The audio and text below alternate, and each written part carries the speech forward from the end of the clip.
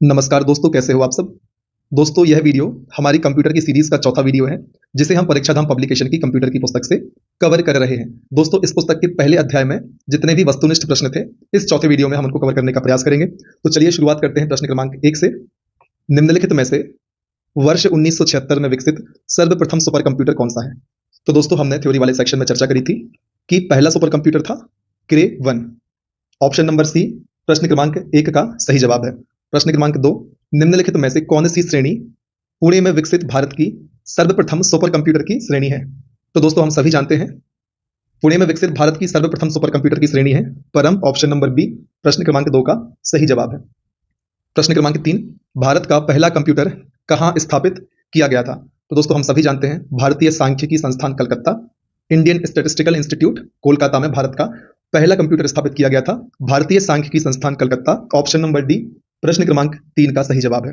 प्रश्न क्रमांक 4, भारत में निर्मित प्रथम सुपर कंप्यूटर को क्या नाम दिया गया, या भारत का पहला सुपर कंप्यूटर कौन सा था या किस नाम से बनाया गया था। तो दोस्तों, हम सभी जानते हैं परम। ऑप्शन नंबर बी प्रश्न क्रमांक 4 का सही जवाब है। प्रश्न क्रमांक 5, निम्नलिखित प्रकार के कंप्यूटरों में से सर्वाधिक शक्तिशाली कंप्यूटर कौन सा है। तो दोस्तों, हम सभी जानते हैं सुपर कंप्यूटर सबसे शक्तिशाली कंप्यूटर होता है। ऑप्शन नंबर सी प्रश्न क्रमांक 5 का सही जवाब है। प्रश्न क्रमांक 6, हालांकि इस प्रकार का कंप्यूटर सबसे कम शक्तिशाली है, फिर भी इसका सर्वाधिक प्रयोग होता है और यह तीव्रतम वृद्धि करने वाला या तीव्रतम वृद्धि वाले प्रकार का कंप्यूटर है। तो दोस्तों, आपको बताना है ऐसा कौन सा कंप्यूटर है जो सबसे कम शक्तिशाली है, फिर भी इसका उपयोग सबसे ज्यादा होता है और यह तीव्रतम वृद्धि वाले प्रकार का कंप्यूटर है। तो दोस्तों, हम सभी जानते हैं वह कंप्यूटर है माइक्रो कंप्यूटर, जिसका सर्वाधिक उपयोग होता है। ऑप्शन नंबर डी प्रश्न क्रमांक 6 का सही जवाब है।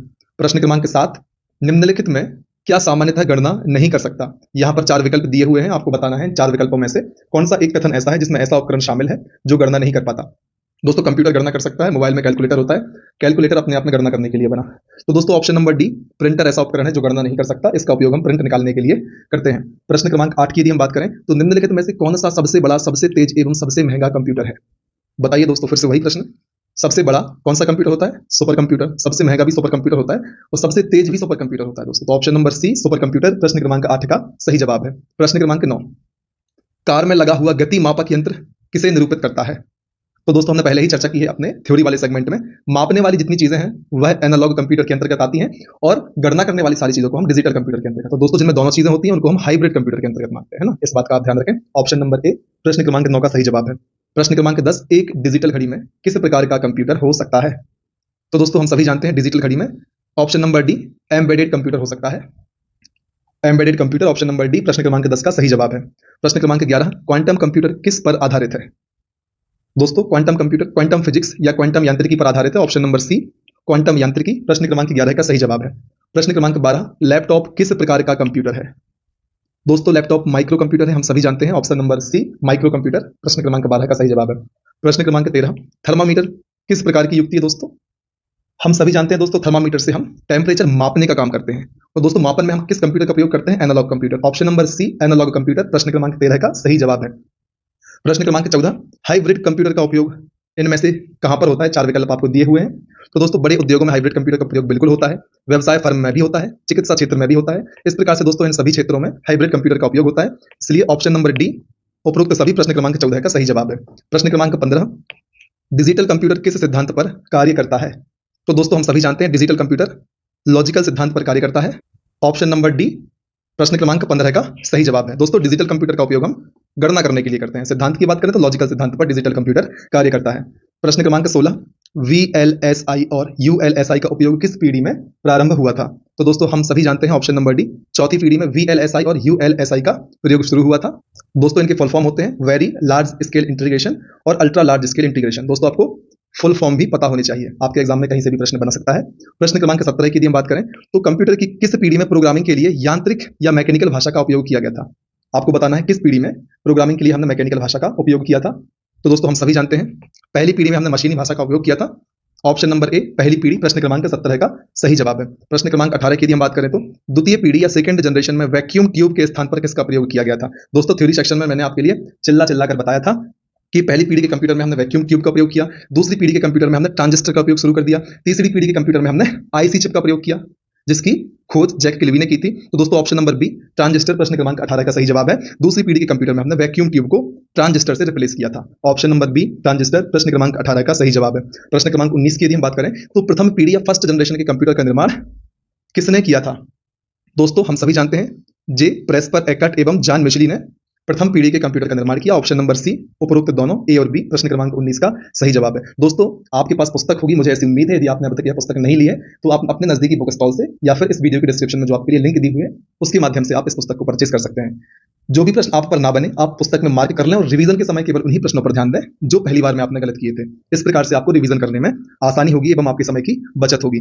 प्रश्न क्रमांक 20 की यदि हम बात करें तो दोस्तों ट्रांजिस्टर की खोज किस पीढ़ी में हुई थी? अभी हमने पहले डिस्कस कर लिया है कि किस पीढ़ी में हमने निर्वात ट्यूब को रिप्लेस करके ट्रांजिस्टर का यूज किया था। तो दोस्तों वह पीढ़ी थी दूसरी पीढ़ी। ऑप्शन नंबर बी दूसरी पीढ़ी में ट्रांजिस्टर की खोज हुई थी। प्रश्न क्रमांक 21 की यदि हम बात करें तो वाणिज्यिक प्रयोग के लिए उपलब्ध कराया गया पहला कंप्यूटर कौन सा था? वाणिज्यिक उपयोग के लिए दोस्तों option number D UNIVAC first पहला ऐसा कंप्यूटर था जो वाणिज्यिक उपयोग के लिए उपलब्ध करवाया गया था। प्रश्न क्रमांक 22 सबसे पहली गणना करने वाली डिवाइस कौन सी थी? तो दोस्तों हम सभी जानते हैं अबेकस सबसे पहली गणना करने वाली डिवाइस थी। ऑप्शन नंबर बी प्रश्न क्रमांक 22 का सही जवाब है। प्रश्न क्रमांक 23 एक कंप्यूटर के 4 प्रमुख कार्यों का निम्न में से कौन सा क्रम सही है? आपको बताना है कंप्यूटर के 4 कार्यों का उपरोक्त 4 विकल्पों में से दिए गए किस विकल्प में सही क्रम दिया हुआ है। तो दोस्तों यदि हम बात करें तो सबसे पहले हम कंप्यूटर को इनपुट देते हैं, कंप्यूटर उस इनपुट को प्रोसेस करता है और प्रोसेस के बाद आउटपुट बनाता है, उसके बाद उस आउटपुट को सेव करता है। इस प्रकार से दोस्तों इस प्रक्रिया से मिलता जुलता ऑप्शन इनपुट फिर प्रोसेसिंग फिर आउटपुट फिर उसको सेव करना या स्टोर करना। ऑप्शन नंबर डी दिख रहा है, इसलिए ऑप्शन नंबर डी प्रश्न क्रमांक 23 का सही जवाब है। प्रश्न क्रमांक 24 की यदि हम बात करें तो निम्नलिखित में से क्या एक कंप्यूटर का मूल कार्य नहीं है? आपको बताना है दोस्तों कौन सा कंप्यूटर का मूल कार्य नहीं है। ऑप्शन ए कह रहा है टेक्स्ट कॉपी करना, ऑप्शन बी कह रहा है इनपुट स्वीकार करना, ऑप्शन सी डाटा प्रोसेस करना, ऑप्शन डी डाटा स्टोर करना। तो दोस्तों इनपुट स्वीकार करता है कंप्यूटर, डाटा प्रोसेस भी करता है, डाटा को स्टोर भी करता है। तो दोस्तों ऑप्शन नंबर ए टेक्स्ट को कॉपी करना कंप्यूटर का मूल कार्य नहीं है, इसलिए ऑप्शन नंबर ए प्रश्न क्रमांक 24 का सही जवाब है। प्रश्न क्रमांक 25 कंप्यूटर की सर्वाधिक तेज, सर्वाधिक शक्तिशाली तथा सर्वाधिक मूल्यवान श्रेणी कौन सी है? दोस्तों पहले भी हम इसको डिस्कस कर चुके हैं। Option number A super computer इस प्रकार का कंप्यूटर है, यह सबसे तेज, सबसे शक्तिशाली एवं सबसे महंगा कंप्यूटर है। Option number A super computer प्रश्न क्रमांक 25 का सही जवाब है। प्रश्न क्रमांक 26 पर्सनल कंप्यूटर का जनक कौन है? दोस्तों आपको बताना है पर्सनल कंप्यूटर का जनक कौन है। तो दोस्तों हम सभी जानते हैं एडवर्ड रॉबर्ट पर्सनल कंप्यूटर के जनक है। ऑप्शन नंबर बी प्रश्न क्रमांक 26 का सही जवाब है। दोस्तों ये प्रश्न 2017 एमपी पटवारी में पूछे जा चुके हैं। प्रश्न क्रमांक 27 की यदि हम बात करें तो आज तक कंप्यूटर की कुल कितनी पीढ़ियां ज्ञात हैं? हमने चर्चा करी है दोस्तों, अभी तक कुल कंप्यूटर की 5वीं पीढ़ी ज्ञात है और 5वीं पीढ़ी 1990 से अभी तक चली आ रही है। ऑप्शन नंबर डी प्रश्न क्रमांक 27 का सही जवाब है। प्रश्न क्रमांक 28 कंप्यूटर की निम्नलिखित में से कौन सी विशेषता इसके उपयोग को आकर्षक बनाती है?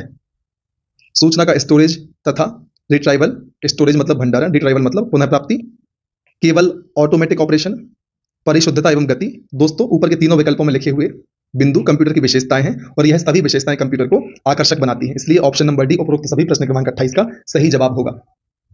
प्रश्न क्रमांक 29 इस पीढ़ी के कंप्यूटर का आकार बहुत बड़ा होता था।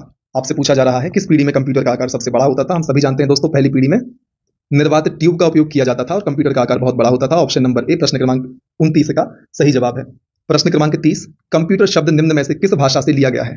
तो दोस्तों हमने पहले वीडियो में पहले चैप्टर की पहली ही लाइन में इस बात की चर्चा करी थी। कंप्यूटर कंप्यूट शब्द से बना है जो कि एक लैटिन वर्ड है। ऑप्शन नंबर डी प्रश्न क्रमांक 30 का सही जवाब है।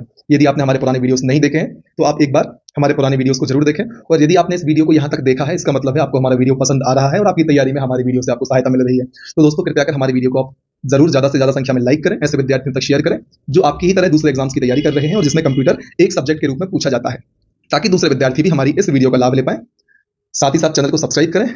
वीडियो अच्छा लगता है कमेंट सेक्शन में जरूर बताएं, कोई कमी लगती है तो भी कमेंट सेक्शन में बताएं, हमारे द्वारा उसको दूर करने का प्रयास किया जाएगा। चलिए आगे बढ़ते हैं। प्रश्न क्रमांक 31 पर कंप्यूटर के जनक कौन है? दोस्तों आप अपनी स्वेच्छा के अनुसार कमेंट सेक्शन में ऑप्शन या आंसर भी दे सकते हैं। तो दोस्तों कंप्यूटर के जनक Charles Babbage, option number C प्रश्न क्रमांक 31 का सही जवाब है। प्रश्न क्रमांक 32 पंच कार्ड्स का सबसे पहले किसके द्वारा प्रतिपादन किया गया?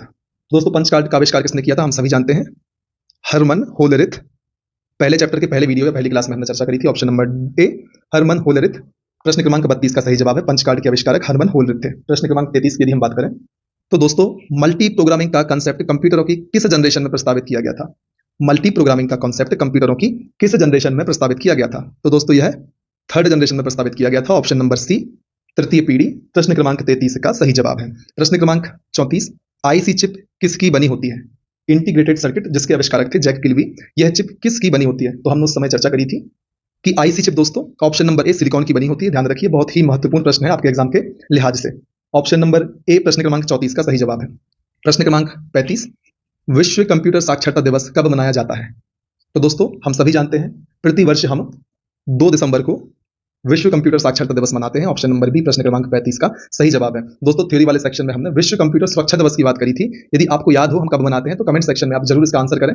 प्रश्न क्रमांक 36 की यदि हम बात करें तो मिनी कंप्यूटर को खालिस्तान कहा जाता है। दोस्तों मैंने आपसे कहा था जब हम मिनी कंप्यूटर की चर्चा कर रहे थे कि मिनी कंप्यूटर को हम किस नाम से और जानते हैं। वहां पर मैंने आपको बताया था मिनी कंप्यूटर को हम मिड रेंज कंप्यूटर के नाम से भी जानते हैं। Option number C mid range computer प्रश्न क्रमांक 36 का सही जवाब है। प्रश्न क्रमांक 37, बहुत छोटे पोर्टेबल कंप्यूटर जो हमारे हाथों में फिट बैठते हैं उन्हें खालिस्तान कहा जाता है। तो दोस्तों ध्यान रखें, लैपटॉप हाथों में फिट नहीं बैठते, गोद में फिट बैठते हैं, डेस्कटॉप टेबल पर। पॉम टॉप दोस्तों ऐसे कंप्यूटर हैं जो हमारे हाथों में फिट बैठते हैं। ऑप्शन नंबर सी प्रश्न क्रमांक 37 का सही जवाब है। प्रश्न क्रमांक 38 की यदि हम बात करें तो पहला पोर्टेबल कंप्यूटर इनमें से कौन सा था? बताइए दोस्तों पहला पोर्टेबल कंप्यूटर कौन सा था? तो दोस्तों हम सभी जानते हैं पहला पोर्टेबल कंप्यूटर ऑसबॉर्न फर्स्ट था। ऑप्शन नंबर ए प्रश्न क्रमांक 38 का सही जवाब है। प्रश्न क्रमांक 39 की यदि हम बात करें तो भारत में सिलिकॉन वैली किस शहर को कहा जाता है? हम सभी जानते हैं ऑप्शन नंबर बी बेंगलोर को भारत की सिलिकॉन वैली कहा जाता है। क्यों कहा जाता है इसकी चर्चा हमने थ्योरी वाले सेक्शन में विस्तार से करी थी। प्रश्न क्रमांक 40 की यदि हम बात करें तो दोस्तों आर्टिफिशियल इंटेलिजेंस शॉर्ट में जिसे हम एआई कहते हैं का प्रयोग किस पीढ़ी में किया गया?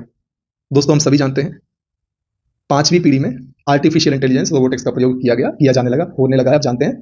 तो ऑप्शन नंबर ए प्रश्न क्रमांक 40 का सही जवाब है। तो दोस्तों इस प्रकार से हमने इस पुस्तक में अध्याय 1 से संबंधित जितने भी वस्तुनिष्ठ प्रश्न दिए थे उनको कवर करने का प्रयास किया।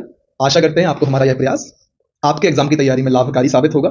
यदि आपको हमारे वीडियो से किसी भी प्रकार की सहायता प्राप्त होती है आपके एग्जाम की तैयारी में तो आप अधिक से अधिक संख्या में हमारी वीडियोस को लाइक करें, ऐसे विद्यार्थियों तक शेयर करें जो आपकी ही तरह किसी एग्जाम की तैयारी कर रहे हैं और जिनको हमारी वीडियो से लाभ हो सकता है। आप चैनल को सब्सक्राइब कर लें, साथ ही साथ बेल आइकन भी प्रेस करें ताकि आने वाले समय में जितने भी वीडियोस हम अपने चैनल पर अपलोड करते हैं उनके नोटिफिकेशन आपको तुरंत प्राप्त हो जाएं। तो दोस्तों बने रहें हमारे साथ, लगातार मेहनत करें, तब तक ना रुकें जब तक कि आपको आपका लक्ष्य प्राप्त नहीं हो जाता। जय हिंद।